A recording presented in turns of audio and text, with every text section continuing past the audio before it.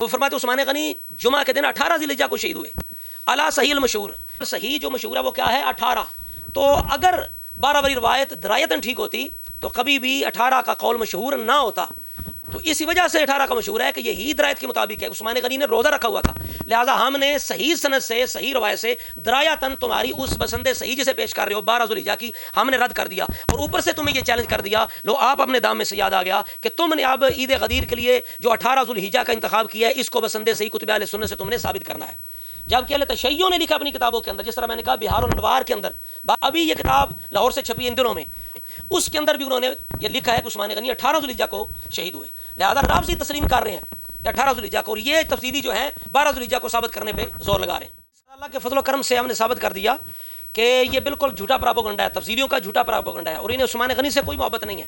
عید غدیر منانے کے لیے یہ ساری ایڑی چوٹی کا زور لگا رہے ہیں. اگر یہ چیز نہ ہوتی تو کبھی بھی عثمان غنی کی شہادت کا ذکر نہ کرتے. بالکل یہ صرف ہماری ضد کے اندر، ان کی نقل کے اندر، چونکہ وہ کہتے ہیں کہ ظاہری باطنی خلیفہ بنائے گئے یوم غدیر کے موقع پر، من کن تو مولا فعلی مولا کہہ کے، یہ کہتے ہیں باطنی بنائے گئے. ہم کہتے ہیں مرتضیٰ کی عظیم فضیلت ہے من کن تو مولا فہذا علی مولا کے اندر، لیکن اس سے ظاہری باطنی خلافت بلا فصل ثابت نہیں ہوتی. ورنہ سنیوں کے لیے پیغام ہے کہ کوشش کریں جس طرح ہم سبیل حسین والے ہیں ہم سبیل عثمان والے ہیں، دونوں مظلوم ہیں، دونوں پیاسے شہید ہیں، وجہ سے ہمیں سبیل عثمان کا بھی انتظام کرنا چاہیے، سبیل حسین کا بھی انتظام کرنا چاہیے. یہ دونوں سبیلیں بڑی شان. آج کل تفصیلی رافضی ایڑی چوٹی کا زور لگا رہے ہیں، بڑی مہم انہوں نے چلا رکھی ہے، اور ہمیں دعوت فکر دے رہے ہیں کہ امام عثمان رضی اللہ تعالیٰ عنہ کا یوم شہادت 18 ذی الحجہ نہیں ہے، 12 ذی الحجہ ہے.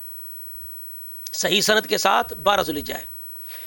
ہم کہتے ہیں ہمیں تو یہ دعوت دے رہے ہو کہ صحیح سند 12 ذی الحجہ کی ہے، تم جس کے لیے رستہ صاف کر رہے ہو عید غدیر کے لیے، کیا تمہارے پاس یوم غدیر کے حوالے سے کتب اہل سنت سے کوئی سند صحیح کے ساتھ روایت ہے کہ یوم غدیر 18 ذی الحجہ تھا؟ ہم تمہیں چیلنج کرتے ہیں کہ اہل سنت کی کتابوں سے بسندے سے ہی ثابت کرو کہ یوم غدیر 18 ذی الحجہ ہے، جس کے لیے تم سارا یہ پاپڑ بیل رہے ہو، کوشش کر رہے ہو 18 ذی الحجہ کو عید غدیر منانے کے لیے. رافضیوں کی نقل میں، چونکہ یہ ان کی ایجاد ہے، ان کی نقل میں وہ کہتے ہیں کہ 18 ذی الحجہ یوم غدیر کو، بلکہ ان کے ہاں بھی یہ اتفاق نہیں ہے 18 ذی الحجہ کا. میں بھی دکھاؤں گا، وہ پہلے 12 ذی الحجہ کو مناتے رہے ہیں، پھر وہ 18 ذی الحجہ یعنی اہل سنت کی نقل کے اندر، اور انہوں نے مانا ہے، یعنی مجلسی نے بہار الانوار کے اندر مانا ہے کہ عثمان غنی کی شہادت 18 ذی الحجہ ہے. انہوں نے لکھا ہے، میں 2 کتابوں کے حوالے پیش کروں گا. 18 ذی الحجہ ابھی حال ہی میں کتاب چھپی ہے لاہور سے، پورے ایک رافضیوں کے مولویوں کے گروپ نے چھاپی ہے، اس کے اندر بھی انہوں نے 18 ذی الحجہ لکھی ہے یوم شہادت عثمان غنی. لیکن یہ اتنے بے چین ہیں عید غدیر منانے کے لیے، یہ ہمیں دعوت دے رہے ہیں جی 12 ذی الحجہ صحیح سند سے. ہم کہتے ہیں کیا 18 ذی الحجہ یوم غدیر صحیح سند سے ہے تمہارے پاس؟ ثابت کرو. لو آپ اپنے دام میں سے یاد آ گیا. امام ابن کثیر نے تفسیر ابن کثیر کے اندر اپنی تفسیر میں مائدہ آیت نمبر 3 الیوم اکملت لکم دینکم، اس کے تحت یہ رد کیا ہے کہ جو کہتے ہیں کہ اس آیت کا نزول یوم غدیر کو ہوا، مقام غدیر، اور کہتے ہیں 18 ذی الحجہ. فرماتے ہیں دونوں چیزیں ثابت نہیں ہیں، لا یصیح ھذا ولا ھذا. نہ یہ ثابت ہے کہ یوم غدیر کو نازل ہوئی یہ آیت، اور نہ یہ ثابت ہے کہ وہ 18 ذی الحجہ تھا. دونوں چیزیں ثابت نہیں ہیں. لو جی ہم نے اہل سنت کے اماموں سے ثابت کر دیا کہ اہل سنت کے ہاں 18 ذی الحجہ یوم غدیر نہیں ہے، اور یہ بھی ثابت کرتے ہیں کہ یہ روافض کا شعار ہے. یہ بھی ہم اماموں ثابت کرتے ہیں. البدایہ کے اندر ابن کثیر نے لکھا ہے کہ فرحن بعید الغدیر فقان وقتاً عجیباً مشہوداً بدعتاً شنیعتاً ظاہرتاً منکرتاً. یہ شنیعہ اور منکرہ بدعت ہے اور رافضیوں نے ایجاد کی. یہ کون لکھ رہا ہے؟ ابن کثیر لکھ رہے ہیں. اور اسی طرح امام ابن دقیق احکام الاحکام کے اندر کہتے ہیں اس کی مثال یہ ہے کہ ما احدثتہ الروافض من عید ثالث سموہ عید الغدیر. اس کی مثال یہ ہے کہ رافضیوں نے تیسری عید ایجاد کی ہے، کیونکہ اہل سنت کے ہاں شعار اسلام 2 عیدیں ہیں. انہوں نے تیسری عید سمو عید الغدیر، انہوں نے اس کا نام عید غدیر لکھا ہے. فرماتے ہیں یہ روافض کی بدعت ہے، یہ ان کا احداث ہے. اور ابن کثیر نے کہا یہ شنیعہ اور منکرہ بدعت ہے. فی ثانی عشرہ، میں نے کہا کہ پہلے وہ 12 کو مناتے رہے ہیں، 12 ذی الحجہ کو پہلے یوم غدیر مناتے ہیں. وفی ثانی عشرہ ذی الحجہ منہ عاملت الروافض عید غدیر خم علی العادۃ الجاریۃ کما تقدم. 12 ذی الحجہ کو پہلے رافضی یوم غدیر مناتے رہے ہیں، پھر بعد میں وہ 18 لے آئے. وفی یوم ثامن عشرہ ذی الحجہ، اور تاریخ الخلفاء کے اندر امام سیوطی نے لکھا ہے وفی ثانی عشر ذی الحجہ منہا عامل عید غدیر خمن کہ 12 ذو الحجہ کو رافضی عید غدیر مناتے رہے ہیں. معز الدولہ جو تھا اس نے اس کو ایجاد کیا 352 ہجری میں یعنی 4تھی صدی کے اندر معز الدولہ نے, اور وہ 12 کو مناتے رہے پھر 18 کو لے آئے. تو پتہ چلا ان کے ہاں بھی یوم غدیر کا اتفاق نہیں ہے کہ وہ کس دن تھا, 18 تھا یا 12 تھا. کہتے ہیں نا مدعی سست گواہ چست, مدعی سست ہے یہ گواہ چست ہے, یہ 18 کو ثابت کرنے پہ تلے ہوئے ہیں. عید غدیر منانے کے لیے 18 کو عثمان غنی کی شہادت کا دن 18 کا انکار کر رہے ہیں. تو ہم کہتے ہیں کہ صرف سند نہیں دیکھی جاتی, متن بھی دیکھا جاتا ہے اور روایتاً درایتاً بھی چیک کی جاتی ہے روایت.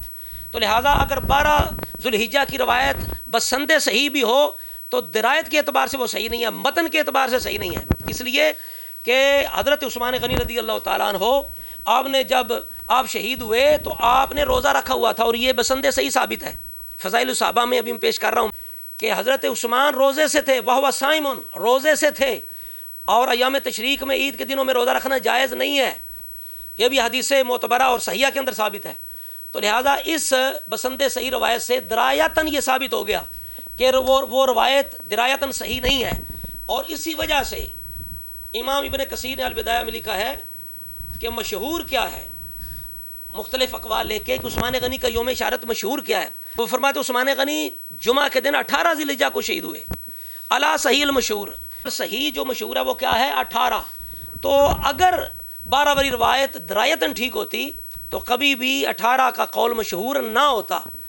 تو اسی وجہ سے 18 کا مشہور ہے کہ یہی درایت کے مطابق ہے. عثمان غنی نے روزہ رکھا ہوا تھا, لہٰذا ہم نے صحیح سند سے صحیح روایت سے درایتاً تمہاری اس بسند صحیح جسے پیش کر رہے ہو 12 ذو الحجہ کی ہم نے رد کر دیا, اور اوپر سے تمہیں یہ چیلنج کر دیا. لو آپ اپنے دام میں سے یاد آ گیا کہ تم نے اب عید غدیر کے لیے جو 18 ذو الحجہ کا انتخاب کیا ہے اس کو بسند صحیح کتب اہل سنت سے تم نے ثابت کرنا ہے.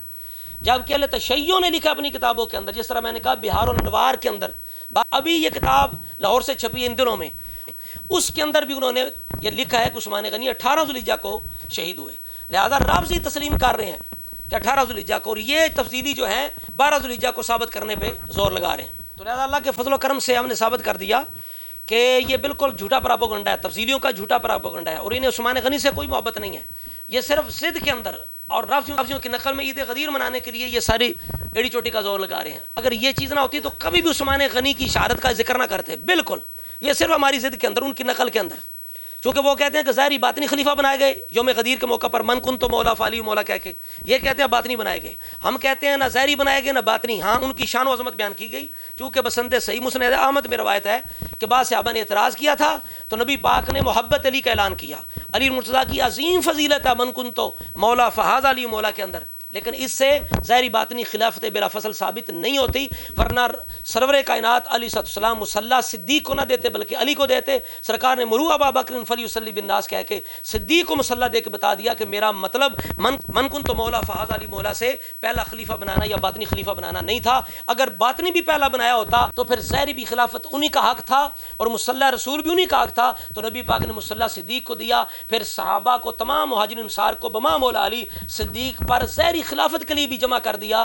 تو اللہ تبارک و تعالیٰ نے بتا دیا, اس کے رسول نے بتا دیا کہ صدیق ظاہری بھی پہلا ہے اور باطنی بھی پہلا ہے. لہذا تفضیلیوں کا سارا زور لگانا یہ عثمان غنی کی مظلومیت کے لیے یا محبت کے لیے نہیں ہے, صرف ان کی رافضیوں کی بڑے بھائیوں کی نقل میں اہل سنت کی ضد کے اندر ہے. اللہ تعالیٰ ان کے شر سے اہل سنت کو محفوظ فرمائے. اور سنیوں کے لیے پیغام ہے کہ کوشش کریں جس طرح ہم سبیل حسین والے ہیں ہم سبیل عثمان والے ہیں, دونوں مظلوم ہیں, دونوں پیاسے شہید ہیں, ہم دونوں کے غلام ہیں, دونوں کے محب ہیں, دونوں کے ہم خادم ہیں. اس وجہ سے ہمیں سبیل عثمان کا بھی انتظام کرنا چاہیے, سبیل حسین کا بھی انتظام کرنا چاہیے. یہ دونوں سبیلیں بڑی شان والے ہیں. ابھی سے آپ سبیل عثمان غنی کے لیے تیاری شروع کر دیں, اچھا سا بینر بنوائیں, اس پر لکھیں سبیل امام عثمان غنی رضی اللہ تعالیٰ عنہ.